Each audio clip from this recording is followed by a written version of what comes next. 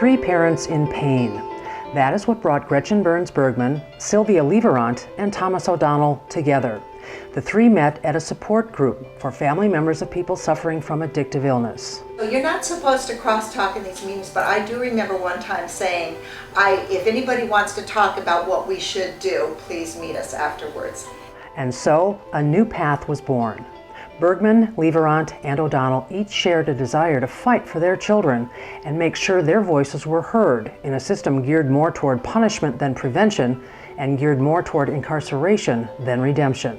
We did not only get together, the three of us. We invited people that of several walks of addiction that knew doctors, other parents, people that knew more about addiction that were trying to help us. Not easy going in the beginning, not easy getting the message out, but at the same time, I thought it was a good beginning, a very good beginning.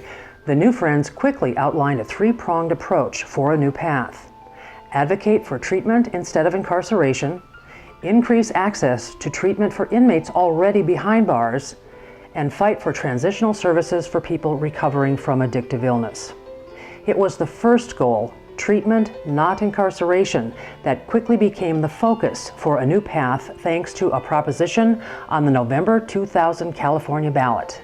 When Proposition 36 came along in 2000, we were already being pretty loud here in San Diego. Prop 36 called for mandatory treatment instead of prison time for people charged with nonviolent drug possession offenses. It passed with more than 60% of the vote. Our voices really do count. We really can make a difference and change laws and policies. The new law proved a crossroads for the founding members of a new path, especially O'Donnell, a retired Marine colonel. And Tom, love Tom, he says, well, we did it, we changed that law. When Proposition 36, when that came out, I said, hey, we accomplished the mission, sir. I'm off to go now. I'm off to Give me another one. Are you kidding? We just barely started. We barely scratched the surface. But Enter Caroline Stewart, a psychotherapist who was then teaching at San Diego State. And I read an article about you, Gretchen, in the Union Tribune, talking about a new path in Prop 36. And so I invited Gretchen to come to my class to talk about the role of families with regards to addiction. It takes a community of people understanding this, of helping one another, getting the proper services, and it has to start with compassion.